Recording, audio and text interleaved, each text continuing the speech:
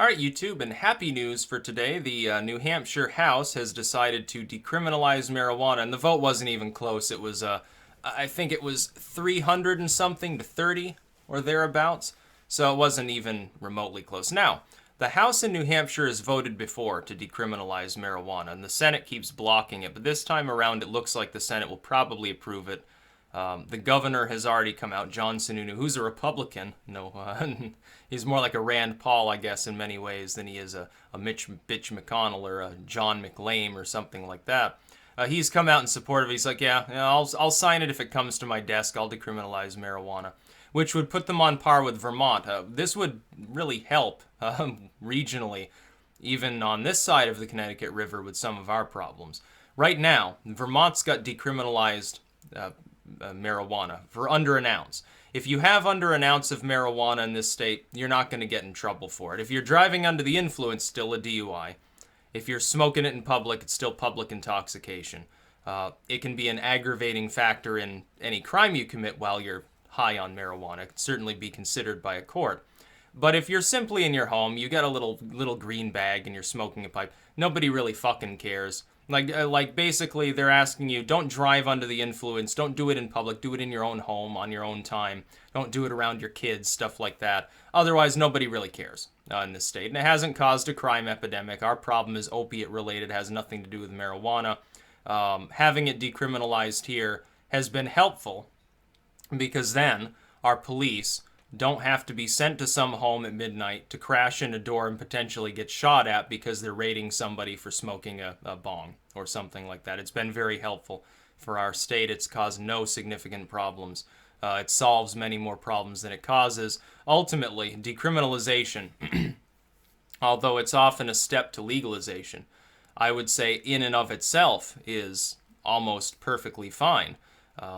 Because you're simply saying small amounts of possession, personal use, we're not going to prosecute it. At most, you're going to get a fine. If you're doing it openly, if you're being dumb about it, yeah, you might get your weed confiscated and have to pay a small fine, and that's essentially what happens. New Hampshire is a very libertarian state. There's a Free State Project, actually, that seeks to import, 50,000 or 100,000 libertarians to New Hampshire to essentially seize the government of the state through political activism, which I support. That would be good to have a state, one state in the United States that can serve as a model for this. Before it's taken up on a national stage, it should be tested at the state level to see how viable it really is. When you consider other states will hold out against such ideologies, even under the most libertarian of situations, there will be states that are still far blue, they're run by neoliberals, that are very red, they're very traditionalist. We need to see whether libertarianism can survive in such a situation. We need to view what happens to the economy of New Hampshire if that actually takes hold. I'm optimistic. Libertarianism, in the sense of the Libertarian Party, is basically dead. I will say that.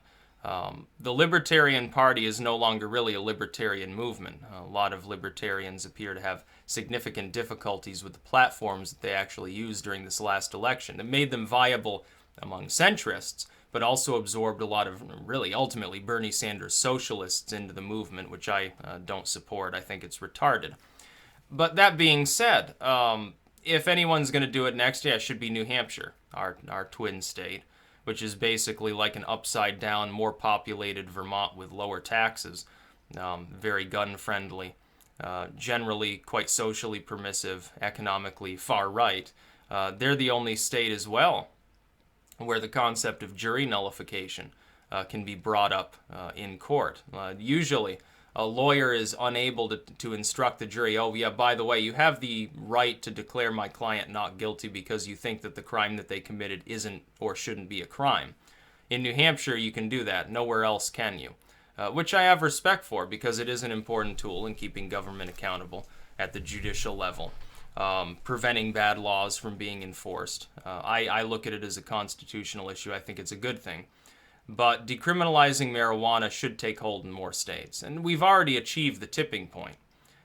You can look at, I believe it's Oklahoma actually just voted to restore felony charges for simple possession. Sort of a step in the wrong direction. They've overridden the voters. The voters by ballot decided, yeah, we're going to bump it down to a simple misdemeanor charge, essentially de facto decriminalization. The House and Senate there, of course, voted to reverse that and say, nope, the people can't have their way. And it doesn't really matter, though. It's like this debate over, well, is Trump pro-pod, is Trump anti-pod? I don't think that he has strong opinions in either direction. I think he sees it as a states' rights issue.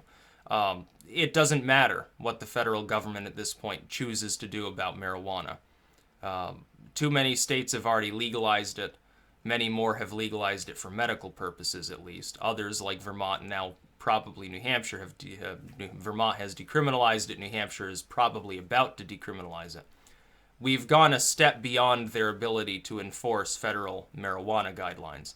It's no longer possible. There are too many states where it's legal. When we're talking about Washington State, Colorado, and Alaska alone, we're talking about massive land areas with many rural populations in which the state will no longer willingly aid federal law enforcement to actually go after somebody who's growing a couple of pot plants. It makes their job virtually impossible. Even in a state like Vermont or New Hampshire, which is much smaller, it's the difficulty enforcing such things without the will of the states behind them renders it an ineffective federal law. And what you could see is the exportation of that sort of jury nullification-based activism from New Hampshire, if they decriminalize, to elsewhere. Specifically, what would happen is it would set you up for a second end of prohibition style scenario. Remember, when prohibition was imposed in this country, it was not particularly popular. It was supported by none other than a bunch of feminists and fire and brimstone preachers. That is, the religious moralists got together with the sex moralists of the second wave feminist movement and decided they didn't want men to be drunk. And now the fire and brimstone ministers saw it as a eugenic-style social ill in general. The women said, well, we want our men to be clean-shaven and sober because they shouldn't be drinking, they should be earning more money so they can buy us more bonnets, essentially. It was a very self-serving movement at the time. It had very little to do with suffrage, even though these movements tended to overlap because of the constituents thereof. So they imposed prohibition, and almost immediately it creates essentially just a black market for moonshine. You had the last few vineyards in California that didn't rip out their grapes. They're like, oh, well, the grape prices might rise, so I might as well stick it in. They decided to sell essentially what amounts to dried box wine, where they take the basics. They give you a packet of yeast and instructions on what not to do if you didn't want it to ferment. And the idea was, of course, you'd mix this stuff together and leave it in a cool, dark place and let it ferment because you wanted this wine.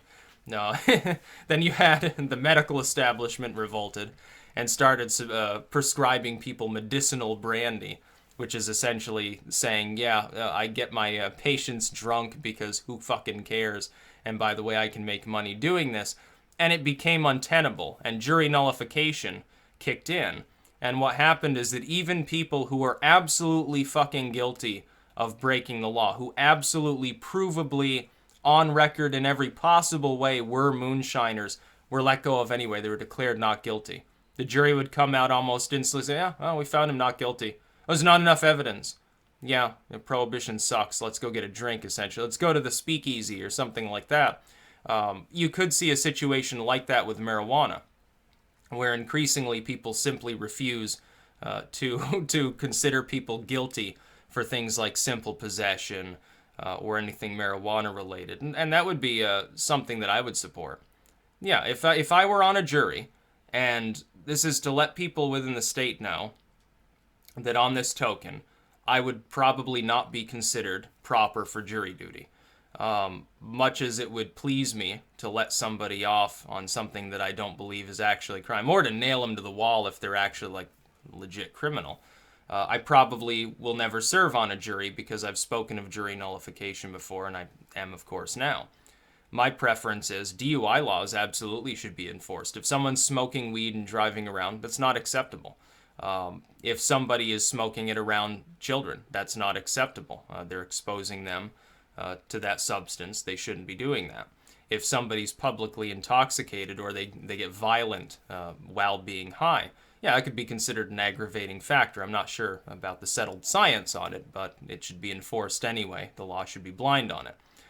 However, if somebody is simply smoking some weed in their apartment, they're not bothering anybody else, they're not exposing anybody else to it, I don't see that as a crime.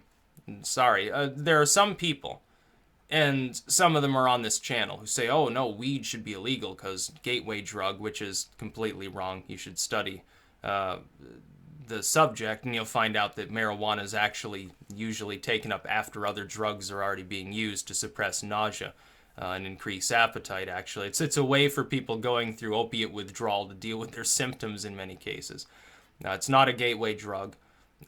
It does not cause significant long-term harm. It is addictive in the sense of being potentially something you can become chemically dependent upon, although it's not common. It's certainly capable of something you can be habituated to. I smoked marijuana in the past. I never got habituated to it because I only smoked it occasionally anyway. I was more interested in the other psychotropics of the world. Ultimately, it was spice, a perfectly legal substance at the time, that fucked me up. It wasn't marijuana. When I was smoking that, I was coherent like I am now. I was able to do the work that I was doing. I would say that wasting your money on marijuana is, it's kind of dumb. But then again, we let people drink. We let them smoke tobacco. Here I'll submit something for you to think about. The two general excuses used by the drug warriors are marijuana will cause addiction, or marijuana itself may not be a problem, but it can cause, problems with your family and cause you to be lazy or something, and you have societal responsibilities. Well, tobacco certainly fulfills the first quality to a much greater degree. It's highly addictive. It's also destructive of the person's body. If your argument is, the person's hurting themselves and society needs to step in and keep them from doing that, then you should be pushing to outlaw tobacco and alcohol, which will never happen. And alcohol certainly causes a great deal of problems in society. Now, I'm not arguing for outlawing alcohol. I drink occasionally. Although I've cut way down because it just starts making you feel lazy after a while. And honestly, I'd rather not get too far beyond sobriety, because sometimes there's breaking news. I want to make a video about it, and I don't want to be like drunk off my ass and have to wait for several hours sobering up, and then I'm making a video while I've got a headache or something like that. It's just not worth my time. I'd rather invest it in other things. Rather invested in, equipment, invested in books or something like that. It gives me more joy anyway. I'm going to go buy more cow shit for the garden or something along those lines. But at the same time, it's essentially, there's no debate to be had. Alcohol is killing hundreds of thousands of people a year directly and indirectly. It is basically a poison. Cannabis is not particularly toxic in any way, shape, or form. It's also not particularly powerful. A lot of these people weighing in on whether pot should or should not be legal or decriminalized or medically established as significant have never used it. Or they used it like 30 years ago, apparently forgot how it is. You're going to have to smoke quite a bit of marijuana to be truly inebriated beyond your capacity to operate in a normal manner. You're going to have to be pretty high for that to take place, especially if you smoked it for some time. The first few times you use marijuana, you're like, whoa, man, it's so powerful. Man, I feel great. It's hippie-trippy, and you're sitting there talking about Play-Doh or something. And then months later, after a few more uses, you're like, oh, yeah, I want a Twinkie or something like that. That's essentially what it does to you. The idea of a lot of people say, oh, well, pot is more powerful now than it was in the past. Okay, well, then smoke a little bit less pot. There's your answer. Instead of greening out and, vomiting all over yourself or something like that. No, this substance is not a societal ill. I hate to sound like a hippie, but it is quite literally just a plant. People have been using it for thousands of years. As far as I know of, there is still, to this day, no case where marijuana alone has killed somebody unless they had some significant underlying medical condition. Whether it causes lung cancer or not depends on which medical group you ask and which person you ask. I guess it's up in the air. I don't even care. If it does, how does that make it different from tobacco? Only it happens to be far less addictive and tends to be something people don't use as often. Someone's addicted to tobacco and they're chain smoking 2-3 packs a day. How many marijuana smokers do you know that are smoking more than a couple of joints in a day's period. Probably not that many. Even very heavy pot smokers aren't smoking that much material. As to, oh yeah, but it's unfiltered and therefore more tar or whatever, you think that it's impossible to literally roll a cigarette with marijuana? You think it's impossible to construct a water bong or something like that? Of course it is. There are ways to filter that too.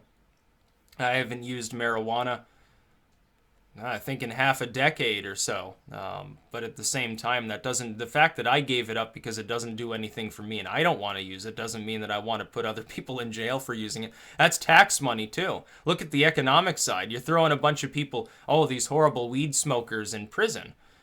You're paying through the nose to keep them in prison. You realize how expensive that is, right? Keep somebody in the average prison costs more than the average yearly salary in some states.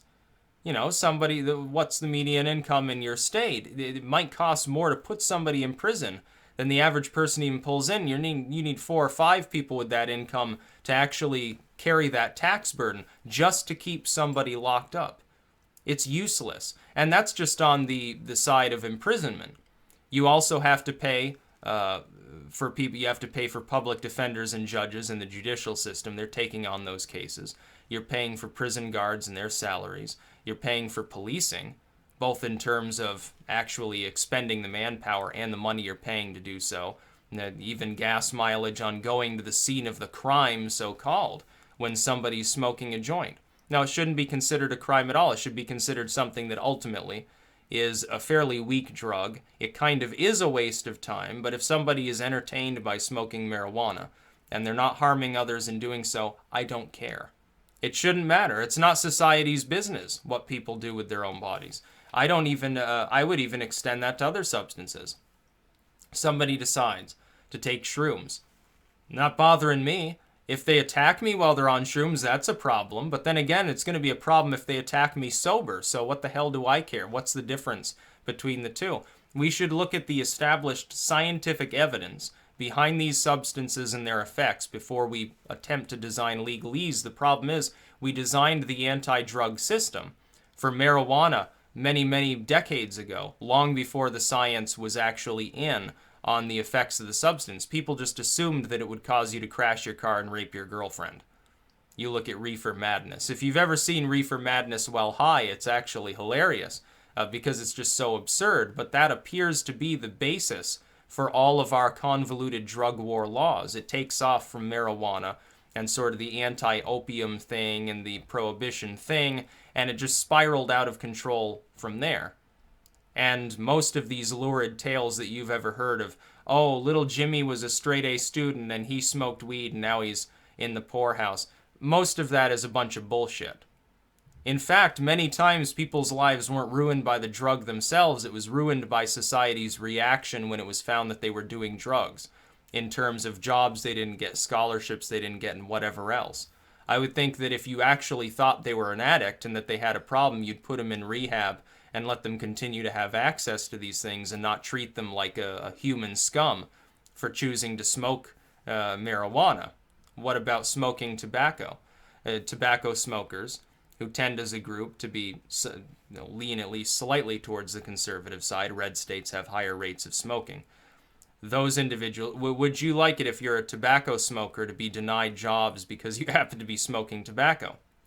No, I think you'd cry about discrimination.